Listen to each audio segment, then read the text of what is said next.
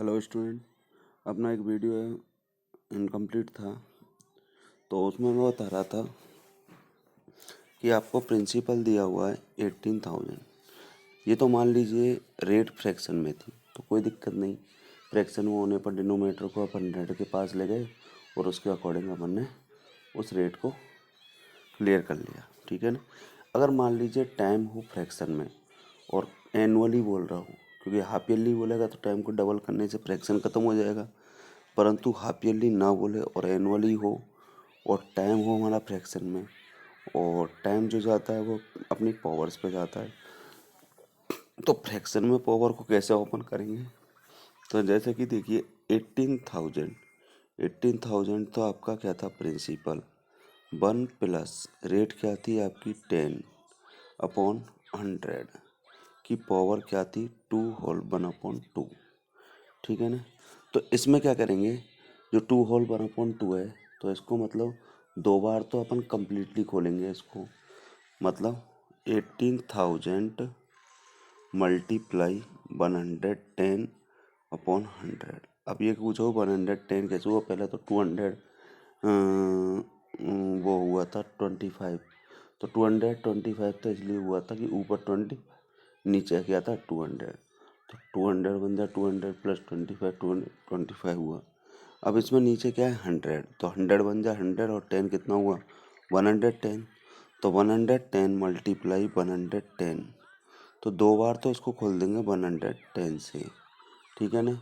और एक बार खोलेंगे अपन 105 से अपॉन 100। अब पूछोगे ऐसा क्यों हुआ। ऐसा इसलिए हुआ क्योंकि हमारे पास जो टाइम दे रखा है वो 2.5 दे रखा है। तो 2 मतलब 2 ईयर तो कंप्लीट है, और हाफ ईयर मतलब 1 ईयर क्या है हाफ, ठीक है ना। तो इसलिए 2 ईयर कंप्लीट है, तो कंप्लीट अपन 110 से ओपन करेंगे, और एक में अपना हाफ ईयर है, तो इसलिए रेट को हाफ करेंगे, ठीक है ना। तो इसलिए इस प्रकार से 3 बार खुल गया है। एक बार तो 2 बार तो कंप्लीट खुल गया पूरी रेट से, और हाफ ईयर मतलब किससे खुल गया, आधी रेट से, ठीक है ना। तो इस तरीके से हम इसको ओपन करें। अगर ये हाफ ईयरली होता तो जो अपने 2.5 है, तो उसका टाइम डबल होकर नहीं क्या हो जाता 5, तो हमें ज़्यादा दिक्कत नहीं आती। परंतु अब टाइम हमारा जो इंटरेस्ट है वो एनुअली है, और टाइम हमारा 2.5 है, तो इसलिए 2 ईयर का तो अपन कंप्लीट रेट से ओपन कर देंगे, और हाफ ईयर का अपन हाफ रेट से ओपन कर देंगे, ठीक है ना। तो 1 2 3, तो 1 2 और 3 जीरो कट गई, और ऊपर से भी 1 2 3 1 2 2 जीरो कट गई। कितनी जीरो 2 जीरो, ये जीरो कट गई मतलब, ठीक है ना।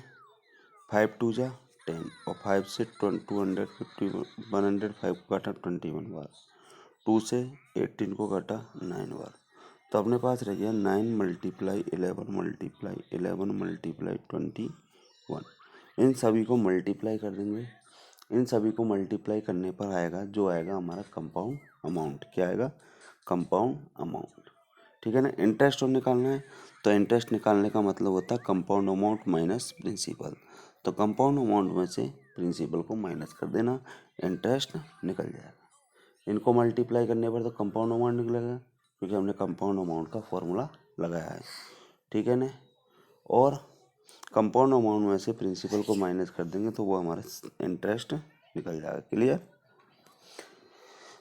अगला क्वेश्चन है 62,500 प्रिंसिपल है, 1.5 ईयर क्या है, टाइम है, 8% पर एनम क्या है, रेट है, बट लेकिन इसने आपकी बोला हाफ ईयरली। तो हाफ ईयरली में सबसे पहला काम तो हम करेंगे रेट और टाइम को सही करने का। रेट का मतलब होता है, रेट को तो करना है हमको हाफ, तो 8/2 इजकल टू रेट क्या हो गई 4%। क्यों, इसने क्या क्या है हाफ ईयरली। और टाइम मतलब हमको डबल करना है, तो टाइम है हमारे पास 1/2, मतलब 2 1 2 और 3/2 हो गया। कितना हो गया 3/2, तो इसको डबल करना है, तो 2 से 2 गया तो कितना आया 3। आगे समझ में, मतलब टाइम है हमारे पास 1/2, तो 1/2 का मतलब 3/2। और हाफ ईयरली कर रहे हैं इसलिए टाइम को डबल करेंगे, तो 3/2 मल्टीप्लाई 2, तो 2 से 2 खत्म हुआ तो बचा 3।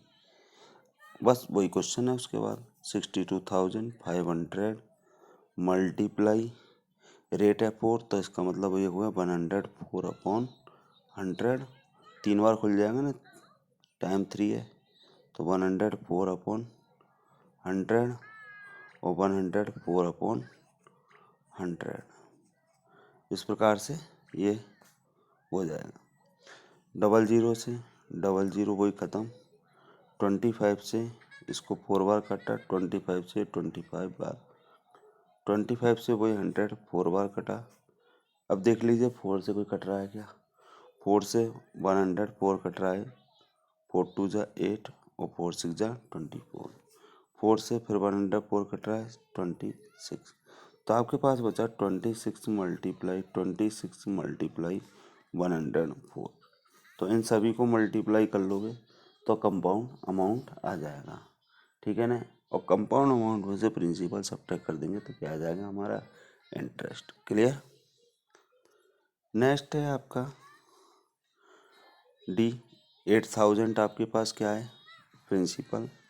1 ईयर क्या है आपके पास? टाइम। 9% पर एनम कंपाउंड, मतलब 9% क्या है? रेट। और वही हाफ ईयरली, तो हाफ ईयरली में क्या कर देंगे? टाइम डबल कर देंगे, तो 1 ईयर का क्या हो जाएगा? 2, और 9% मतलब रेट को हाफ कर देंगे, तो 9% का मतलब 4.5। क्या हो गया? 4.5। ओके, तो इसमें रेट को हाफ करेंगे, रेट हो गई 9/2 मतलब कि 4.5। ठीक है ना? और टाइम हो गया अपने 1 × 2। 1 ईयर दे रखा तो 1 × 2 = 2। तो मैंने कहा टाइम डबल करते हैं और रेट हाफ करते हैं। तो अपने पास है 8,000 प्रिंसिपल है, मल्टीप्लाई, तो 4.5 मतलब 100 + 4.5 करेंगे तो कितना हो गया? 104.5। तो 104.5/100 और 104.5/100। ठीक है ना? 1 2 3, 1 2 और 3, ये 3 0 कट गई। 2 4 जा 8, 2 5 जा 10, ये कट गया। 5 से ये भी कट जाएगा। 5 2 जा 10 और 0.5, तो 20.5। तो अपने पास आया 4 मल्टीप्लाई 20.5 मल्टीप्लाई 104.5। इन सबको मल्टीप्लाई कर देंगे तो वो आ जाएगा हमारा कंपाउंड अमाउंट। इंटरेस्ट निकालना है तो कंपाउंड अमाउंट में से प्रिंसिपल को क्या कर देंगे? सब्ट्रैक्ट, तो निकल जाएगा। कर लोगे? ओके। ऐसे ई वाला है, ई वाला भी वही हाफ ईयरली है, वही रेट हाफ कर दोगे, टाइम डबल कर दोगे, प्रिंसिपल 10,000 दे रखा है, तो इस तरीके से आप क्या निकाल लोगे? इसका कंपाउंड अमाउंट। ठीक है ना? कंपाउंड अमाउंट निकल जाएगा, तो अमाउंट में से प्रिंसिपल सब्ट्रैक्ट कर दोगे तो क्या निकल जाएगा? इंटरेस्ट। ओके। अब है question number 2। Kamala borrowed 26,400 from a bank. तो 26,400 तो क्या हो गया? प्रिंसिपल। 15% क्या हो गई आपकी? रेट। ये पूछा है व्हाट अमाउंट विल सी पे at the end of 2 years 4 month। अब ये 4 मंथ आ रहा है, 4 मंथ को अगर मैं ईयर में चेंज करता हूँ तो क्या होता है? 1/3। अगर जैसे 1/2, 3/2 इस प्रकार के नीचे मतलब डिनोमिनेटर में 2 होता, तो उसको अपन सॉल्व कर सकते हैं, चाहे हाफ ईयरली से, एनुअली से, किसी से भी सॉल्व कर सकते हैं। ठीक है ना? बट लेकिन जिसके पास 4 मंथ का मतलब होता है 1/3। अब क्या कहोगे 4 मंथ का 1/3 कहाँ से ले आए? तो 4 मंथ को ईयर में चेंज करोगे तो 12 से डिवाइड दोगे, तो 4 1 जा 4, 4 3 जा 12, तो हुआ ना 1/3 ईयर। तो 1/3 को हम किससे नहीं निकाल सकते? कंपाउंड अमाउंट से नहीं निकाल सकते हैं, क्योंकि 3 अगर नीचे होता 2 तो अपन आराम से निकाल लेते, परंतु नीचे क्या है? 3, इसलिए हम कंपाउंड अमाउंट से नहीं निकाल सकते। तो सबसे पहले 2 ईयर का हम कंपाउंड अमाउंट से निकालेंगे। सबसे पहले वही 26,400 मल्टीप्लाई, रेट है हमारे 115/100 मल्टीप्लाई 115/100, डबल ज़ीरो से डबल ज़ीरो कट गया, 5 से 20 बार, 5 से 23 बार, 5 से 4 बार, 5 से 23 बार, 4 से इसको काटा, 4 6 जा 24 और 4 6 जा 24, तो 66 मल्टीप्लाई 23 मल्टीप्लाई 23। ये मत भूलना अभी 4 मंथ बच रहा है। तो इन सबको मल्टीप्लाई करने पर क्या निकलेगा? Compound amount. तो उसी कंपाउंड अमाउंट को 4 मंथ के लिए क्या मान लेंगे? प्रिंसिपल। जो कंपाउंड अमाउंट निकलेगा उसी कंपाउंड, अब पुराना प्रिंसिपल भूल के जो कंपाउंड अमाउंट आया उसी को प्रिंसिपल मानते हुए उस पर 4 मंथ का क्या निकालेंगे हम? इंटरेस्ट। 4 मंथ का क्या निकालेंगे? इंटरेस्ट। वो निकलेगा आपका सिंपल इंटरेस्ट। किससे निकलेगा? सिंपल इंटरेस्ट से। ठीक है, किससे निकलेगा? Simple interest. 4 मंथ का आपको सिंपल इंटरेस्ट निकालना होगा, जिसके लिए प्रिंसिपल आपको क्या मानना है? जो कंपाउंड अमाउंट में अपन ने 2 ईयर्स का निकाला है उसको ही उस सिंपल जो इंटरेस्ट है उसके लिए क्या मानेंगे? प्रिंसिपल मानेंगे। ठीक है ना? तब वो सिंपल इंटरेस्ट आएगा, उसमें उसको इस अमाउंट में क्या कर देंगे? ऐड कर देंगे, तो टोटल अमाउंट आ जाएगा। Okay, clear? समझ में आ गया ना? तो इस तरीके से क्वेश्चन नंबर 2 होता है। क्वेश्चन नंबर 3 है, फेबिना बोरोव्स 12,500। फेबिना ने 12,500 12% के हिसाब से 3 ईयर्स के लिए सिंपल इंटरेस्ट पर उधार ली। तो इसका तो निकालना हमें, फेबिना का तो सिंपल इंटरेस्ट निकालना है।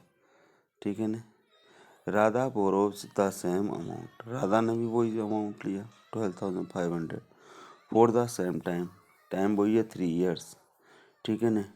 रेट है 12%, वो भी ठीक है। रेट भी वही, टाइम भी वही और प्रिंसिपल भी वही। ठीक है ना? किसका? राधा का। ठीक है ना? उसको अपन एनुअली निकाल देंगे। Who page more interest and by how much. तो पहला वाला तो सिंपल इंटरेस्ट से निकालना है और राधा का निकालना है हमको कंपाउंड अमाउंट से। ठीक है, कंपाउंडेड कह रहे हैं, कंपाउंडेड कह रहे हैं। ये मत कहना कि एग्जाम में जैसे कि सर इसने तो कहा ही नहीं कंपाउंड अमाउंट निकालना है, सिंपल इंटरेस्ट निकालना है। तो इसमें कंपाउंडेड लिखा है, क्या लिखा है? कंपाउंडेड। तो अगर कंपाउंडेड लिखा हुआ है तो इसका मतलब कंपाउंड से ही हमको निकालना है। ठीक है ना? तो इन दोनों में अंतर बता देना। हु पेज मोर इंटरेस्ट, कि किसने सबसे ज़्यादा इंटरेस्ट पे किया, और एंड बाई हाउ मच, और कितना ज़्यादा, उससे कितना ज़्यादा इंटरेस्ट पे किया। ठीक है ना? तो यहाँ तक आप क्वेश्चन करके लाओगे, बाकी बाद में कराएंगे।